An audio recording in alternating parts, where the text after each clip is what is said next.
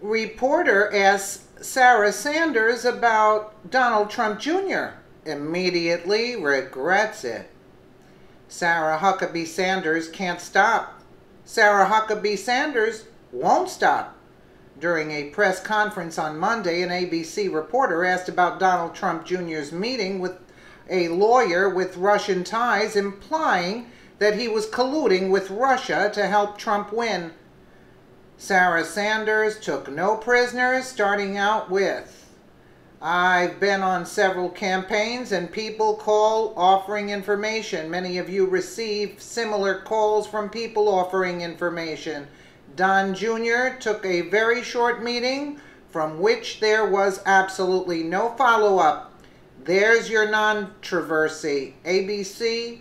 But Sanders didn't even stop there, rubbing the media bias right in their face with, "Frankly, sometimes that may make sense, is looking at the DNC coordinating opposition research directly with the Ukrainian embassy."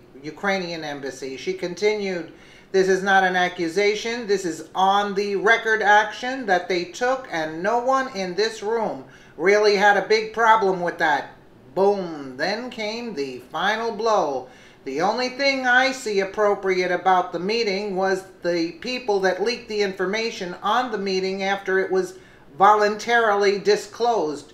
You can listen to the whole thing here. It is epic. I love this lady. She is exactly what we need in the Trump administration. Absolutely. And the question that I asked was, the reports on this meeting that took place at Trump Tower last June, Donald Trump Jr., Paul Manafort, Jared Kushner. When did the president learn that that meeting had taken place? I believe in the last couple of days, that's my understanding. Is he concerned about that? Did the top leadership of his campaign take a meeting with a Russian lawyer promising to give? No, I mean, look, I've been on several campaigns and people call offering information. As I know many of you receive similar calls of people offering information. Don Jr. took a very short meeting from which there was absolutely no follow-up.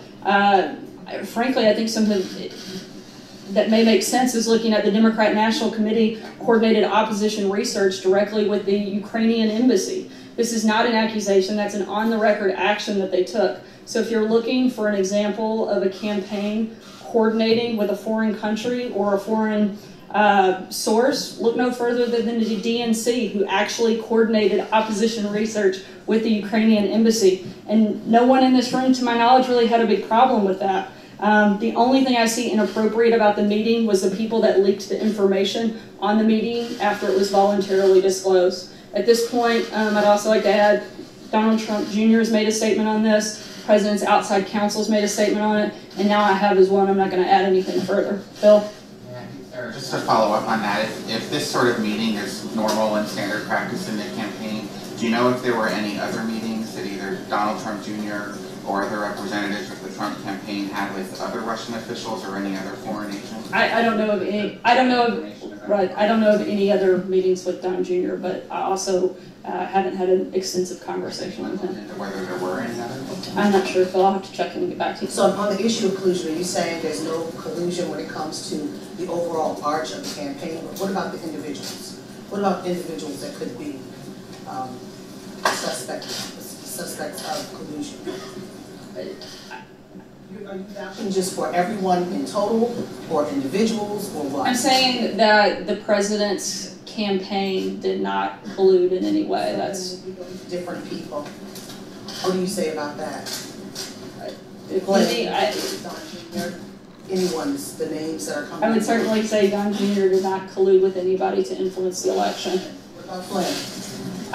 To my knowledge, he did not collude with anybody to influence the campaign. Again, I think I've been very clear. Our position is that no one within the Trump campaign colluded in order to influence the election. I think the bottom line is that the Democrats had a weak candidate and President Trump had a stronger message, and they're constantly looking for ways to undermine the president and delegitimize his election victory. John? Well, I would have answered much more sternly than that. I would have told them to go you know where. Absolutely, and I would have pointed out many more of the DNC's wrongdoings where they would actually avoid asking me any questions. Let us know what you think in the comments below, and again, thank you so much for watching.